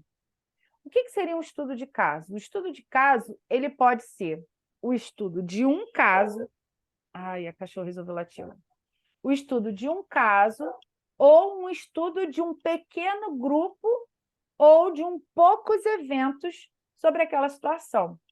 Isso é muito comum, pessoal, quando a gente trata das áreas da saúde. A gente tem muitos estudos na área da saúde, na área médica, para a gente trazer o relato desse caso, o estudo desse caso, mas também na área de ciências ambientais a gente tem. Então, quando acontece, por exemplo, uma catástrofe específica, né, uma catástrofe ambiental, o caso lá de Brumadinho, o caso das enchentes lá no sul, Rio Grande do Sul, a gente pode usar esses casos únicos e singelos para tentar explicar e tirar conhecimento deles. Ah, Paloma, mas toda hora tem enchente no sul. Sim, toda hora. Mas cada vez que acontece, vocês concordam que tem um grupo de características diferentes? São eventos únicos? São situações únicas? Então, quando a gente está falando de estudo de caso, a gente está levando em considerações eventos únicos ou poucos exemplos que aconteceram naquele mesmo momento e que, mesma coisa da pesquisa participante, a gente precisa deixar claro para o leitor que aquilo é um estudo de caso, um estudo de casos. Para quê? Porque o leitor vai saber que você olhou, avaliou 1, 2, 3, não uma quantidade grande de dados e de valores para que você possa extrapolar aquilo. Então, você está fazendo uma extrapolação baseada no número pequeno de casos. Então, o estudo de caso, ele traz estudos de um caso particular que pode considerar esse estudo de um caso como uma extrapolação para conjunto de casos semelhantes que tenham acontecido ou que venham a acontecer. Então, você pode usar a experiência que foi adquirida com aquelas situações e extrapolar para um conhecimento futuro. Vimos isso muito claro agora na Covid. Os profissionais de saúde começaram a usar conhecimentos de outras enfermidades para aplicar nas pessoas que estavam naquela situação, começaram a verificar que, em alguns poucos casos isolados, aquilo estava dando certo. Como ninguém tinha solução para o problema, aqueles poucos casos passaram a ser utilizados e extrapolados como medidas preventivas ou medidas de tratamento para aquela situação. Isso acontece o tempo todo, na saúde e na área ambiental. Se lá com fulano...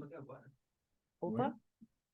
Se lá com fulano, na área tal, aconteceu determinada situação e ele usou esse produto para fazer a contenção do vazamento, às vezes, pessoal, os testes químicos, biológicos, acontecem a posteriori do uso. Às vezes, a medida que o cara usou emergencial foi uma medida que não tem parâmetro na literatura, que resolveu a situação e que depois que vão se buscar estudos técnicos, avaliações técnicas, até para certificar aquela medida que ele fez a proposta. Então, os estudos de caso eles têm essa característica. Poucos casos, um ou poucos casos, que podem ser utilizados para explicar a maioria dos casos. O André colocou aqui, incidência de mucormicose, fungo preto em paciente da Covid na Índia. Isso foi caso... tiveram estudos de caso sobre isso, André?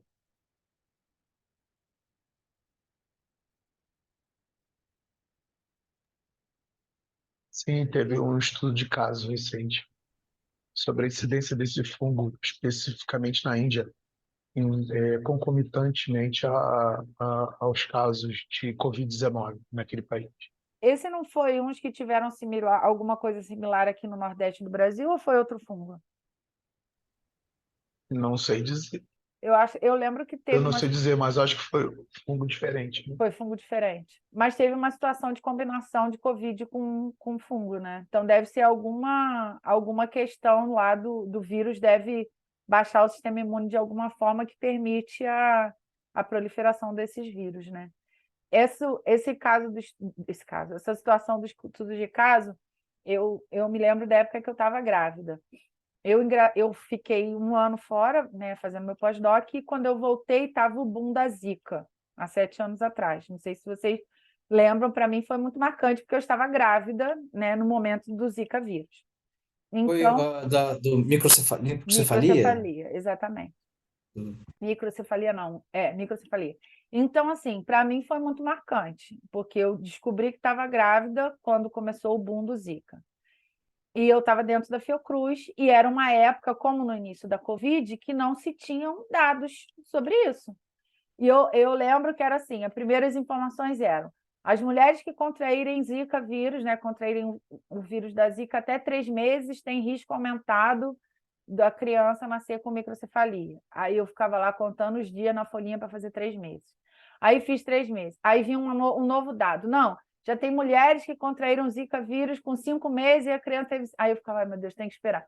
Depois, não, a criança até 2 anos. Então, assim, os casos vão surgindo e o conhecimento científico vai surgindo à medida que esses dados vão sendo analisados. Ou seja, em determinadas situações de emergência, poucos casos são suficientes para trazer o conhecimento. O que não significa, pessoal, que aquele conhecimento seja correto. A gente viu isso com Zika, a gente viu isso com Covid. Muitas coisas que a gente achava que era com Covid no início, depois se mostraram completamente ineficientes. A gente lembra, por exemplo, no Covid, lá no início, que a gente higienizava todas as compras. Vocês lembram disso? Que tinha que limpar todos os alimentos e tal, dar banho no saco de batata palha. E depois se descobriu, se verificou que o vírus ele fica pouquíssimo tempo ativo em cima de outros objetos. Que a principal forma de contaminação são as gotículas, né? As partículas. Ou seja, a gente passou 2 meses lavando, dando banho na batata palha, e não era isso que transmitia. Mas, naquele momento, era o que se tinha de conhecimento, era o que se tinha de informação. Por quê? Algumas pessoas que, teoricamente, não tinham estado em contato com pessoas doentes, tinham se contaminado. Então, só podia ser o quê? O copo, a batata palha. Na verdade, provavelmente eram pessoas assintomáticas, eram pessoas que estavam no paso da janela do vírus. Então, naquele momento não se sabia. Então, o estudo de caso, ele tem uma rapidez de publicação, porque geralmente são casos relevantes, são casos raros, são situações que não se repetem, são casos únicos, porém, quem está analisando esse tipo de trabalho, ele precisa ter um cuidado grande de fazer todo um aprofundamento na hora de mostrar os resultados. Então, nem todo caso é relevante, nem toda situação é inovadora e nem todo tipo de trabalho pode ser publicado como um relato de caso. Então, cuidado quando vocês forem fazer a escrita do trabalho de vocês, né, quando forem publicar os artigos, para ao invés de estarem fazendo uma pesquisa macro, vocês não estarem apenas relatando um caso específico, tá? O mouse não quer funcionar. Então, vamos lá. Nem o computador. Uma outra forma, né, um outro tipo de pesquisa é a pesquisa chamada análise de conteúdo. A pesquisa chamada análise de conteúdo é quando, geralmente, ela é fruto da análise de um documento. Então, pode ser um documento oral, ou seja, pode ser uma entrevista, pode ser de um filme, pode ser de um livro, pode ser de uma obra de arte, pode ser, sei lá, de qualquer coisa, de uma aula. Então, uma análise de conteúdo é quando a gente vai trazer o nosso senso crítico, a nossa avaliação crítica sobre aquele tema ou aquela fala que foi desenvolvida por aquele autor ou por aquele entrevistado.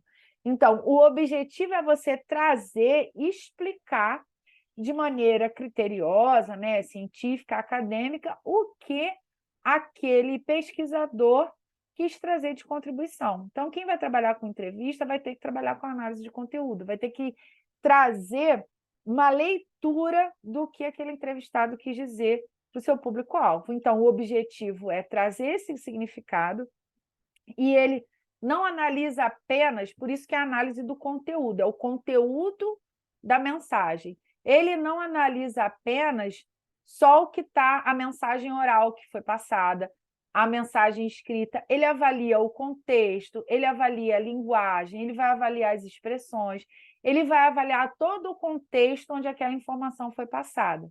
Então, ele geralmente faz uso de entrevistas, de depoimentos gravados, depoimentos em áudio, depoimentos anotados. Para quê? Para que se traga essa interpretação que está sendo feita daquela situação. Então, pesquisas que trazem análise de conteúdo, elas trazem uma riqueza de informação muito grande. Elas trazem a visão e a interpretação que o pesquisador vai ter sobre a fala do seu pesquisado, do seu entrevistado. Tá? 2 principais autores que trabalham isso. Primeiro é o Bardin. Bardin é um autor mais antigo, mais ou menos da década de 70, mas que ainda é muito utilizado, que faz análise de conteúdo. E a Minayo. Os 2 são mais da área de sociologia, de uma área mais das ciências sociais, que é uma área, são áreas, desculpa, que usam mais a análise de conteúdo para analisar o discurso. Mas eu sugiro que quem for trabalhar com entrevista, estude um pouquinho, a gente pode bater um papo sobre análise de conteúdo, para começar a perceber, dentro da fala do pesquisado, dentro da fala do entrevistado também, o que ele está trazendo de contribuição dentro da sua colocação, digamos assim, que está mais clara, que está mais explícita para a população, para a comunidade que ele está trazendo. Certo? Então, pessoal, eu quis trazer para vocês hoje para a gente resumir, um pouquinho do resuminho da aula passada também. Tipo de conhecimento que a gente tem, então a gente tem conhecimento do senso comum, conhecimento teológico, conhecimento filosófico, conhecimento científico, que é o que a gente tenta trazer aqui mais para vocês. Tipo de pesquisa, né, com relação à abordagem, se a gente está falando de uma pesquisa quali, ou se a gente está falando de uma pesquisa quantitativa, ou seja, se a gente está quantificando ou se a gente está explicando os nossos resultados. Ih, foi demais. Com relação à natureza, se a gente está falando de uma pesquisa aplicada, se a gente está falando de uma pesquisa básica, e com relação aos objetivos, se a nossa pesquisa ela tem... Se ela tem um caráter exploratório, se ela tem um caráter descritivo, ou se ela tem um caráter explicativo. Isso tudo é para que vocês possam classificar o tipo de pesquisa lá na metodologia, quando vocês forem escrever a metodologia de vocês, e que vocês possam traçar os instrumentos adequados, fazer as análises adequadas, citarem os autores adequados, para que o trabalho de vocês fique bem amarrado, fique bem completinho. Certinho? Alguém quer fazer alguma pergunta? Vocês estão calados, está todo mundo no feriado ainda, né? Em Alguma relação a, dúvida? em Pode Tive um falar. relação a problema esse aqui. último slide, o projeto ele pode passar sobre essas 3 fases, explicativa, esqueci os outros 2 pontos, exploratória, E explicativa descritiva. e descritiva. Pode. Pode acontecer de ter as 3 fases no projeto? Pode, principalmente o tipo de projeto que a gente desenvolve no mestrado, que é um projeto que tem a questão do produto. Então, se você passa, por exemplo, por uma elaboração de um produto e você aplica esse produto, você invariavelmente vai ter uma parte explicativa do seu produto, a descritiva e a explicativa. Então, vamos supor que eu desenvolvi um protótipo de sei lá, colher para dar papinha para criança. Então, eu vou ter a parte de descrever como vai ser esse material, como é que eu vou elaborar o protótipo, pererê, pão duro. Vou testar em 200 crianças e vou ter uma resposta onde eu vou explicar para o público, né? Enfim, para a comunidade, qual é a efetividade daquele produto que eu desenvolvi. Nenhum deles aqui exclui o outro, eles são complementares. Tá? A exploratória, normalmente, ela envolve a pesquisa sistemática da literatura, é isso? Sim. A diferença da pesquisa sistemática para o levantamento bibliográfico é a organização e a sistematização, mas é o mesmo passo. E a diferença é que a pesquisa sistemática ela pode ser utilizada nos resultados da sua tese, mas a pesquisa bibliográfica e o levantamento bibliográfico ele é só um arcabouço teórico. Por quê? Porque você não tem sistematização para mostrá-la enquanto resultado. Enquanto a pesquisa sistemática, ou a revisão sistemática de literatura, você tem uma sistematização, você tem uma organização na busca na base de dados, mas são do tipo exploratório, as duas. Tá? Alguma pergunta mais? Não? Eu queria só falar uma coisa rapidinho, vou liberar vocês daqui a pouco, sobre a questão do livro. A gente até comentou no final da aula passada, o Arthur me lembrou atrasado, eu coloquei lá no grupo. A gente vai ter o e-book, o e-book. Então, o prazo do e-book é 20 de outubro, para vocês escreverem um texto, não na forma de artigo, lembrem-se, na forma de capítulo de livro. E aí vocês podem escolher, junto com seus orientadores, por favor, a temática que vocês vão desenvolver. Tá? Pode ser uma parte da tese, pode ser um capítulo da dissertação, pode ser um trabalho afim, pode ser um trabalho que não tem nada a ver, pode o que vocês quiserem dentro da temática tecnologia e sustentabilidade, se eu não me engano. Tá? Então, tem lá, eu botei as normas também, que alguém perguntou, eu tinha esquecido de colocar. Então, as normas estão lá, dentro do tamanho de letra, fonte, tudo direitinho. E é muito importante que vocês enviem, porque é um resultado já de vocês dentro do mestrado. E se vocês escolherem uma temática que esteja vinculada à tese ou a dissertação de vocês, vocês, inclusive, já podem considerar o e-book como um produto do mestrado, tá? Então, eu tenho lá 3 produtos para desenvolver. Vou desenvolver 3 produtos. E um deles pode ser um capítulo de livro, só que aí tem que ser, obviamente, ligado à temática da dissertação. Então, vocês têm mais um produto agregado ao mestrado. Lembrando que o e-book vai ter ISBN, ou seja, vai ter registro na Biblioteca Nacional, e vai ter o DOI. DOI é um documento, né, é uma certificação de perpetuidade, né, na internet, que o seu material vai estar disponível e que o melhor de tudo isso, que o e-book é de graça, né? Vai ser de graça para vocês não vão ter que pagar nada para publicar no e-book. O mestrado vai arcar com os custos da publicação do e-book. Então, cada capítulo vai ter um DOI e o ISBN geral para o livro, tá? Então, se eu fosse vocês, não perdi a oportunidade de escrever um capítulo e de enviar o capítulo até 20 de outubro, lembrando, por favor, junto com os orientadores. Diga, Arthur. Não só para falar que a temática é tecnologia e biodiversidade. Ah, é biodiversidade, não é Isso. sustentabilidade, não, me enganei. Não. Então, é tecnologia e biodiversidade que contempla os artigos ou os projetos que vocês estão desenvolvendo aqui no mestrado, tá? Então, assim, de verdade, não percam a oportunidade, porque já é mais um capítulo que vocês já vão ter no mestrado, já para colocar lá como um produto da dissertação. Certinho? Alguém quer fazer alguma pergunta? Oi? Alguma colocação? Não, Eu falei outra que vai coisa. pro currículo, né? Não, vai para o currículo, com certeza. Não, é que eu vi nas regras que... Desculpa, Arthur. Não, pode falar. Não, pode falar. Não, eu vi nas regras que serão aprovados até 2 capítulos por autor. Sim. Isso pode submeter 3, 4? Pode, mas a gente vai limitar 2 por autor. Então, por exemplo, se você enviar 5, o comitê vai escolher dos seus 5, os 2 melhores. Tá? E tem regra de, acho que 6 autores, se eu não me engano, por capítulo, tudo para seguir. Porque, assim, eu não sei se vocês sabem, mas, assim, já sabem que eu falo isso toda hora. Tudo que vocês fazem dentro do mestrado é avaliado pela CAPES, e a CAPES tem as normas de publicação, de artigo e de e-book.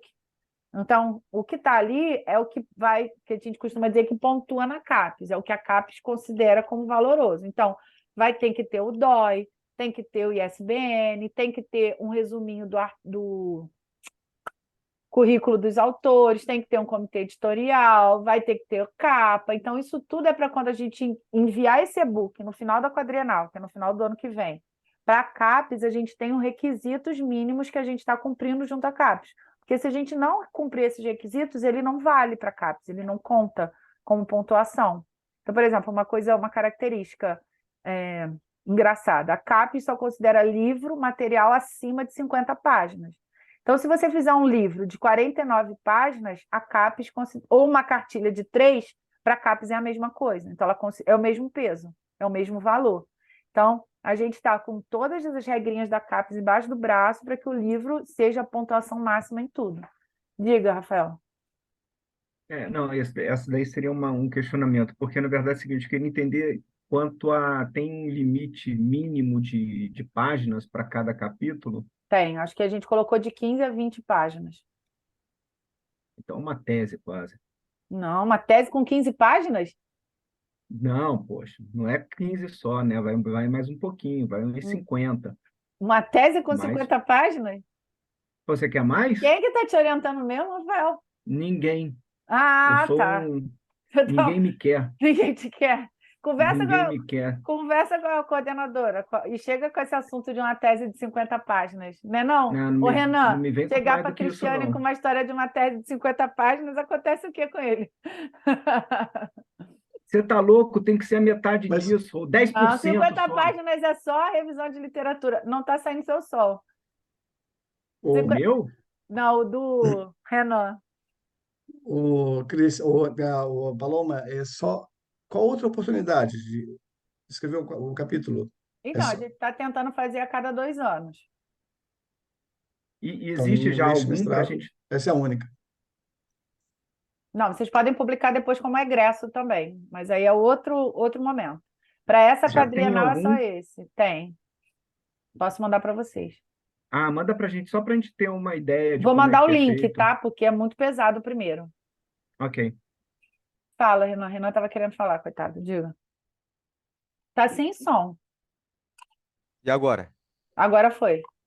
Então, queria saber se, assim, claro que eu tenho a minha orientadora e meu co-orientador, mas eu posso chamar outros alunos de outros cursos para Pode. participar do e-book comigo? Pode.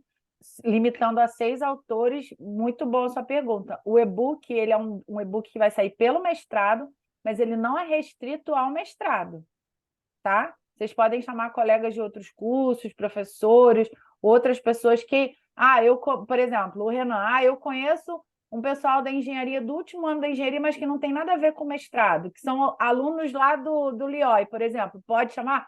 Pode chamar. Não precisa ter um vínculo com o mestrado, não, tá? Pode ser qualquer capítulo de livro dentro da temática tecnologia e biodiversidade, tá? Não precisa ser só vinculado ao mestrado. Mas a gente tem que ser o autor principal. Sim. Não, lembrando que não é obrigatório mandar, né, Arthur? Mas Senão não ganha o Oscar. senão não ganha o ponto. Sim, até porque se for do seu projeto, da sua tese, você tem que ser o primeiro autor. A minha orientadora está me obrigando a fazer o. Pode registrar, sua orientadora está te obrigando a escrever com os objetivos.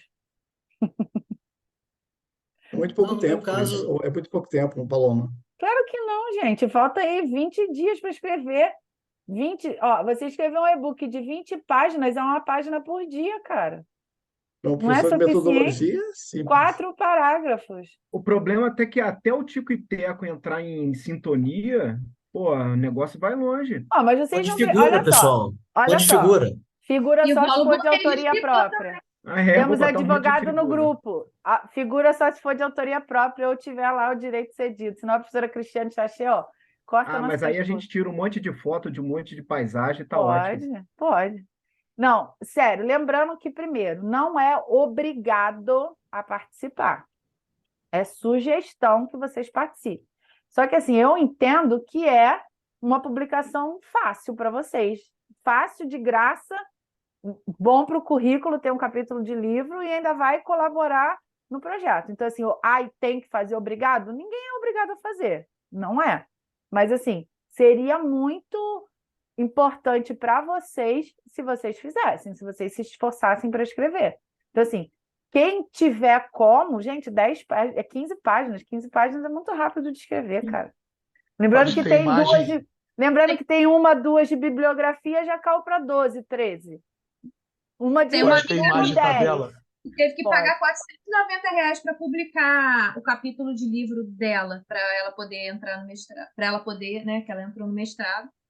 Então, assim, sendo de graça, de certa forma, até ajuda muito. Vocês viram que a gente publicou esse livro.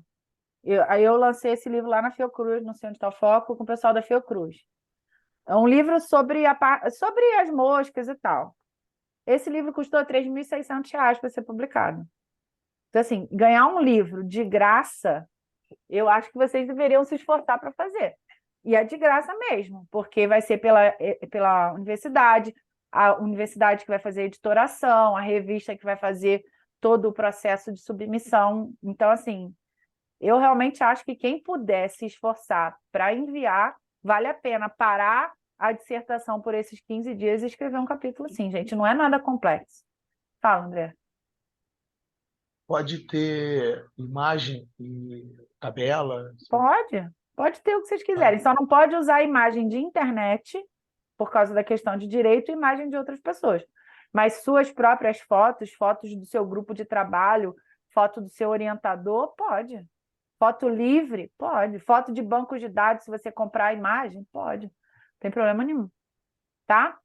Alguma dúvida? Estou com uma dúvida que eu estou com muito medo de perguntar, porque eu tenho medo da resposta. Uma pergunta, ué. Eu prometo que Tecno- vou ser boazinha.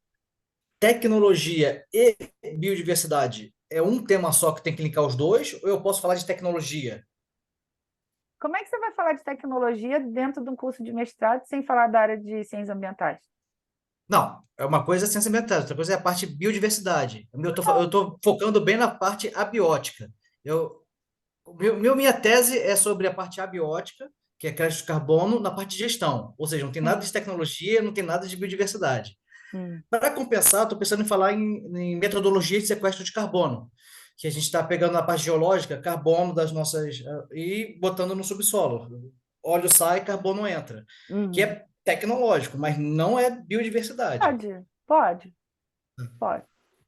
Para você enviar um capítulo, pode. Sério, alguma dúvida a mais, pessoal? Não?